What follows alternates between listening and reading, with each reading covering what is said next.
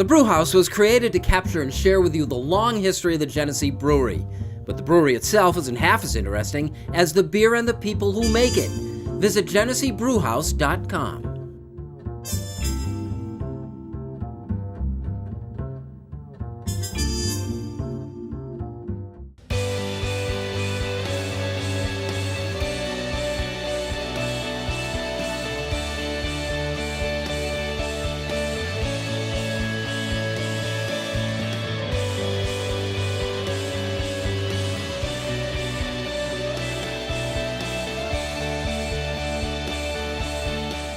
Hello everyone and welcome to the Rochester Press Box, brought to you by the Genesee Brew House. I am Dave Yates, filling in for Bill Pucko, and we are joined this week by Kim Berntson. Kim, welcome. Thank you.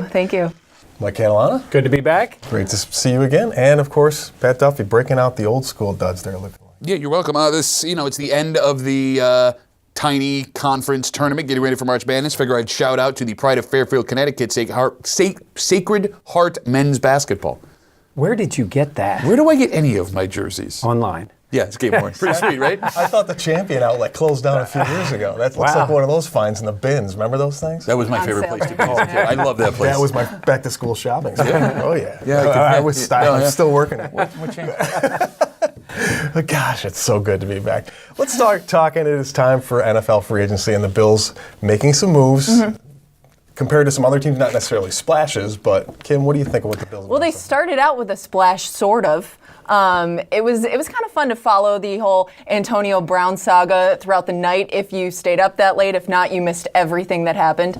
I think initially, after it all went down and we kind of found out he didn't want to be in Buffalo and that was the reason things fell through, initially it was a little bit disappointing because I didn't know if the Bills were going to keep going in that direction, bringing in a big name. But I think that they did what I thought that they should do in the beginning so far here in free agency, whereas they're getting solid pieces to build on. They're filling some holes, and they still have their draft picks left. So I didn't think that they could do both here, and they managed to kind of do both. And I'm pretty pleased with what they've managed to do here in the free agency. I agree, and I would also say that we talked about it last year. They're looking at offensive line, and they're signing wide receivers. And I said to you guys last year, when the year started, the wide receiver position was the worst single position group going into a year I had ever seen for the Bills. Lack of overall talent, lack of production, and it turned out to be pretty much that bad during the year. And they got some hope with like Foster playing well and maybe Zay Jones coming around. So almost anybody would be an improvement over what they had. But I like the types of players they brought in. I like the way they signed the contracts because they're not long-term deals in terms of guaranteed money. And guys with a little, Beasley seems to be one of those guys that plays with the chip on his shoulder. He was angry at the Cowboys last year. He may fill that spot that the Bills have been searching for, a guy to really play the slot. And Brown can run. And he was productive last year when Baltimore actually played a quarterback during the season. So I think it's two good moves for them. As Mick said in Rocky, greasy speed, right? Of the four receivers that are on your roster right now, Foster, Zay Jones, Beasley, and Brown, they all run sub 4.5 40-yard dashes, which is great. It seems like everything that was done, with the exception of the corner, was done in mind to protect and get the ball out of the hand of Josh Allen. That being said, they have also made moves to do what I think is a terrible, terrible thing on draft day, because a very smart, handsome man with a unique haircut said on this show a couple of months ago that the Bills, with that 9th overall pick, we'll call it unique, I guess. They were going to take a defensive lineman. And based on what they've done over the last couple of days, they are setting themselves up to take a defensive lineman at 9. So what's wrong with that? You still need a solid number one receiver. Who's your solid number one? There is no solid pick in the draft. Yeah. I mean, yes, you could get a guy that has the signs that he's going to be that guy, but you don't know for sure. But that's the same thing for a defensive lineman. I know there are no guarantees, but another problem the Bills have had, along with not having a slot receiver, is a designated rock-solid number one, where we've got 45 seconds left. We're on the 40-yard line, and we need someone to go up and get a football for us. You need that player, and that player might be there at 9 in DK Metcalf, the wide receiver out of Ole Miss. And when you have McDermott running this draft, and he's got his fingers, and there's a defensive guy that he thinks he can get and get good deal, they're going to go defense, and I think that's a bad move. Or they trade back in the draft, which they may be able to do. Also not a great move. Yeah, I think it'd be a really good move for them, and I think they could get your lineman and maybe even still get a wide receiver in the first round. So you're wrong then. So like it would be good. What you're saying, what are you crazy? You're going to trade back again? Why not? What happened the last time? They got E.J. Manuel. Oh, no. The last time they traded back. The guy who played the AFC Championship game. Well, they got Trey White. So let me just be clear. You got E.J. Manuel the second to last time you did it. The time after that, you didn't draft arguably the greatest quarterback of the last 10 years to come out of the draft? Well, that's a bit strong. Okay, but great quarterback, right? Yeah, let's trade back again. Mike Catalana, great idea. Well, but that is interesting, though, because they were in need of a quarterback when they passed on a quarterback. The hope now is that they're not in need of a quarterback. But they are in need of a receiver, and they would pass on a receiver. If he's there, you don't know if he's going to be there that late. You guys are so wrong. I think Pat just likes Metcalf because they both have 1% body fat. Oh, is that? That's not fun. That was pretty good. Jeez, why can't we make fun of his champion outfit? Why can't we pile it up on You know it was a good joke when you have to say, that was pretty good. All right, we're back with more of the Rochester Press Box right after this.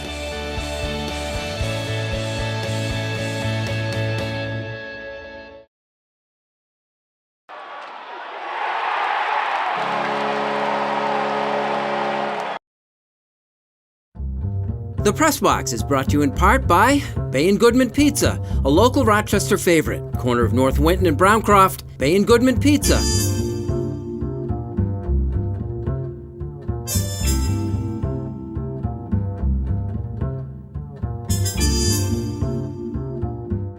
And welcome back to the Rochester Press Box, brought to you by the Genesee Brew House. I am Dave Yates. Well, we've talked Bills free agency. Now let's talk about some of the other moves and some big names going places, obviously, Mike. Really a stunning move with the Giants making the trade for Odell Beckham. And I have to say, some people will look at that and say, well, look at in comparison to what the Steelers got for Antonio Brown.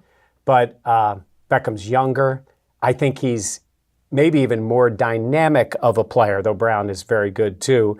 And I didn't think the Giants were in the position to be trading him now, or at least trying to set up more. And I think for the Cleveland Browns, on paper, it is a great move. Again, it's Odell Beckham, and Odell Beckham has had his issues, certainly, with the Giants. But all of a sudden, the Cleveland Browns are a must-see team to watch right now. They actually have weapons, and they're doing it in a big-time way. So I think if you're a Giants fan, you got to be sitting back going, there is no plan at the moment for what we're doing. And if you're a Browns fan, you got to be excited. Excited. It's must-watch football, but I don't know for what reason that's going to be yet. Is it going to be because of all the egos and all the drama? And I mean, I would love to see Hard Knocks go to Cleveland again this year because they would probably be the most entertaining Hard Knocks we've ever seen. I don't know. We'll see how those pieces fit together. But on paper, you're right. It looks like a great move for the Browns. The stone's on the general manager in Cleveland because you have a rookie head coach, a second-year quarterback that are now having to manage two massive diva wide receivers, Jarvis Landry and Odell Beckham Jr., two guys that are good friends and went to college together. Odell Beckham Jr. is a guy that couldn't keep his mouth shut and his stuff together in the biggest media market on the planet with a veteran quarterback that had 2 Super Bowl rings. If things go poorly, you think Baker Mayfield's going to be able to handle that? And he's not a guy that also holds his tongue, right? That's a good point. But maybe you need that, though. Except Eli Manning is a terrible quarterback right now. And Baker Mayfield right now is better than him. Okay. And I'm saying is for Beckham, he's going to get paid. You're going to see them work out a deal. Yeah. They're going to extend this deal with Beckham. And the Giants are the ones paying the cap hit, which is hilarious at how poorly they handled this.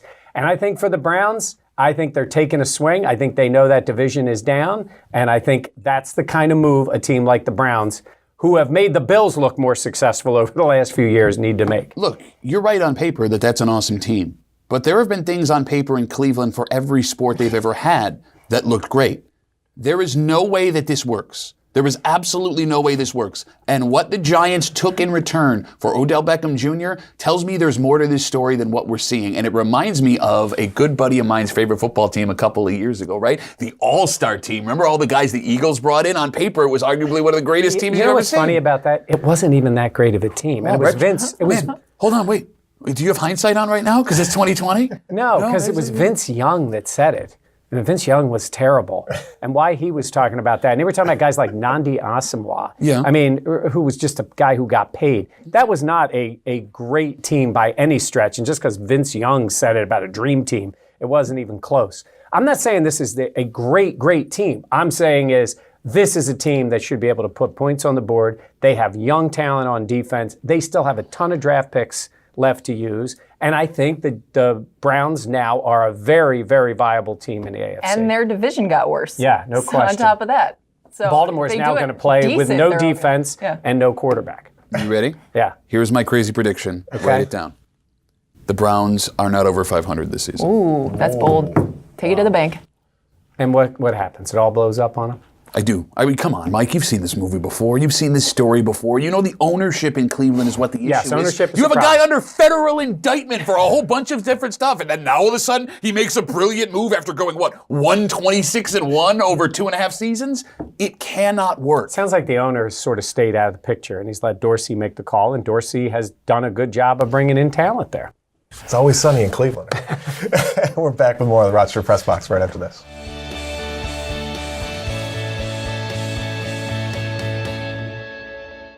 Here's the Press Box Trivia question brought to you by Market View Liquor, where exceptional customer service meets an extensive selection. Jefferson Road at 390.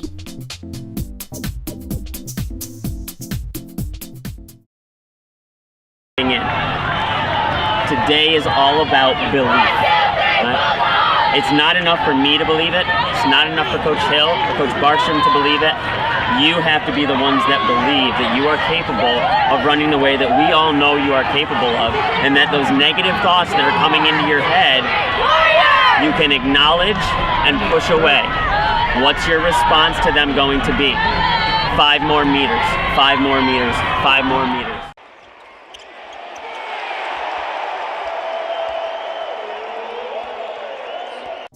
Here's the Press Box Trivia answer brought to you by Market View Liquor, where exceptional customer service meets an extensive selection. Jefferson Road at 390.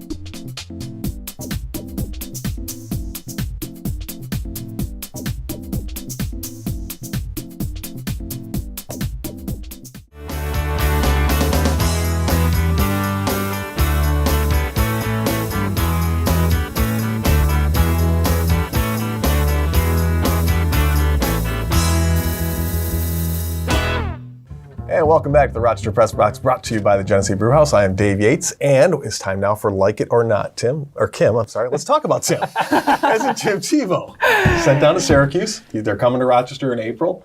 Like it or not? I like it. It's always good for this level of baseball because I think anybody with a name draws very well, especially in this town. I mean, people show up big when guys are, rehabbing with whatever team, not even just the Red Wings. I mean, I like it. I think it's great. This is the best case scenario for Tim Tebow's career, right? Because, listen, he's earned his way up to AAA baseball. You can make an argument whether or not you want to give him a look at the majors, but he is going to sell tickets for a minor league team with the Mets in Syracuse. They just bought that team, if I'm not mistaken, right? The Mets now own it. It's great. You have a traveling circus, and it's not a circus that's going to be a distraction to your Major League Ball club. Tim Tebow is a squeaky clean guy, and I will be there on the 15th of April at Frontier Field to watch this circus come to town. It's interesting is you usually don't see this at the AAA level if it's more of a gimmicky type guy coming in. And Tebow has earned it. It's kind of a shame that he's a little bit older in this way because maybe he would have been more on the train to be a major leaguer. But don't you believe that he's going to end up with the Mets? Oh, he's playing with the Mets this year, yeah. There's no doubt, right? He's going to end up there. Yeah, so at some point he'll be playing. I think it'll be fun for fans. And to Kim's point, that is the difference in minor league sports, right? Most fans go to the game. We've even talked about it. You're a Red Wings fan. You go sometimes, there's no disrespect to anybody, but not even aware of who the other team is. You're going to a Wings game. You're going for the shows in between, too. Exactly. Yeah. And now you're actually focused on a player on the other team. I think it's going to be fun for everybody. Mark, let's stick with you. Let's talk about another New York team, the Knicks, who are just about as messed up as you can get right now. They are on the court. I like what they're doing because they've gotten rid of players. They are all in on the tank and trying to get a pick. Look, if they get Zion, it is a huge difference. The problem there, and Pat mentioned it earlier with ownership, that team by even though they're all their mistakes, is worth almost $5 billion, some crazy amount that the Knicks are worth. And James Dolan is a clown. I don't know if you saw his confrontation with a fan. The fan said to him, sell the team. And he took the bait, argued with him. The guy sold it to TMZ. And Dolan had the guy banned from going to Knicks games. By the way, is that a plus, right? Is that a punishment? Well, hey, you don't get to watch this horror First show. of all, that's absurd. And the NBA should step in and tell he should not be allowed to ban a person for saying sell the team. He wasn't disrespectful in his language. He didn't threaten him in any way. And it was Dolan's problem. That's the Dolan issue there. The Knicks could get very lucky if that's what they need, if players decide they want to come to New York and take over and disregard what ownership is. But at the moment, they're not even the best basketball team. And I mean, the Brooklyn Nets are a better team than them. And that, it tells you where the Knicks have been and where they're going unless they get pretty lucky. All right, we are back with Unfinished Business after this.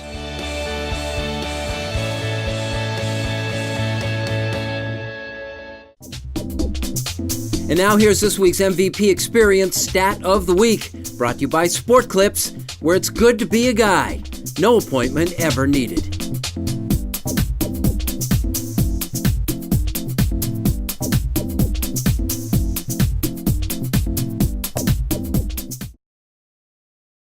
Came now to Eichel. He floated one.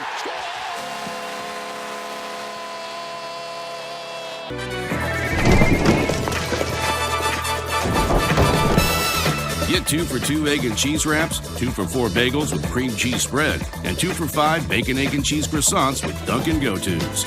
America runs on Dunkin'. And welcome back to the Rochester Press Box, brought to you by the Genesee Brew House. It is time now for Unfinished Business, brought to you by Dunkin'. And Mr. Duffy, we'll start with you. Based on my Sacred Heart University jersey, you know that it's almost NCAA tournament time, and am I the only person that's not really excited about the tournament this year? In fact, it's been happening the last couple of years. Don't get me wrong, I'm still going to watch it, and I'm still going to have a bunch of beers, and I'm still going to yell with my buddies, but the anticipation just isn't there, and I think it has to do with all the scandals surrounding college sports. There was a big thing last year right around tournament time involving sneaker companies and bribes paid to coaches and players and all of these things, and it was supposed to rock college basketball. It exposed this underbelly of basketball that we knew was always there, but now we had people on tape and people giving depositions, and that ended like 2 weeks ago. A couple executives with sneaker companies got in a little bit of trouble. That was the end of it. It's very apparent that the NCAA and the fans know exactly what's going on. These kids are getting paid to play. They're getting benefits. It's not amateur sports anymore, and nobody really cares. Part of the beauty of the NCAA tournament were these kids that came out of nowhere to make something for themselves, which is great, except that half of the stars you're going to see in the tournament are only there because they're being forced to. Pretty much indentured servitude to the folks that run the NCAA so they can make billions of dollars on this tournament. I don't mean to be a buzzkill. And like I said, I'm still going to watch it. But I'm going to watch it with a frown on my face the entire time. Probably not the entire time. A scowl perhaps. Thanks, Pat. Kim? Well, that was deep. This is not so deep. Love Bill Belichick or hate Bill Belichick? I'm going to give you another reason why you have to respect Bill Belichick. And it doesn't have anything to do with his winning teams or his superstar teams. It has everything to do with the way Bill Belichick prepared for free agency. If you missed it, he took a nice little vacation to Barbados with his girlfriend, while all the other teams were scrambling to figure out the pieces that they needed to put in place. He was laying in the sun, and here's why you have to respect Bill Belichick. Bill Belichick is not swim pool t-shirt guy. He let it all hang out on the beach with his girlfriend, shirtless, diving in the water, snorkeling, swimming with the fishes, all without a t-shirt. And I have to respect a guy who doesn't have the six-pack. He's not, jacked. He doesn't have the shoulders. He hasn't been to the gym in maybe a while.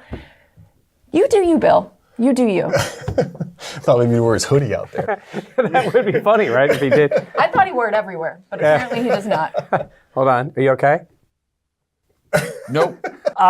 We talked a little bit about James Dolan and his altercation with a fan. Did you see the one with Russell Westbrook? Now, Westbrook went at it with a Utah fan, and it got pretty ugly, and you can hear the audio of Westbrook and his language back to the fan. And I can understand what happens with the fans. I've been in enough Bills game and listened to the absurdity that some fans yell from pretty close distances to football players. Most of them walk right past it. Some of them stop and look ahead. But sometimes I think about those fans. What are you saying, and why would you say that to a player? Well, in an NBA game, it's a little bit different. You are close. I mean, really close. And it can get scary sometimes because that player hears everything you say. Russell Westbrook is wrong to engage the fan. He's wrong to say those things because he needs to put himself past that. But think about yourself listening to that. So close, a fan sitting right next to you. And sometimes it goes beyond just the normal, we don't like you, booing the player, get out of our town type stuff. Westbrook's got to stay away, but sometimes fans need to wake up a little bit. That's the type of fan who deserved to be banned from his games, not the guy who told Dolan to sell the team. All right, thank you so much. Thanks for joining us on the Rochester Press Box, brought to you by the Genesee Brew House. Kim, Mike, Pat, thanks so much. You're still stunned by the... But he doesn't look good with his shirt off. Like, you say you respect him. That's the point. No, but you wouldn't, like, date a guy. Like if a guy showed up, like, hey, here to pick you up. I'm Bill You Belichick said with no shirt yourself, on. I don't respect T-shirt guy. This is true. Yes. Still. The Super Bowl rings probably take away from the Yeah. physique a little bit. But I saw the picture. Yeah, you can't unsee that. All right, thanks for joining us. We'll see you again next time.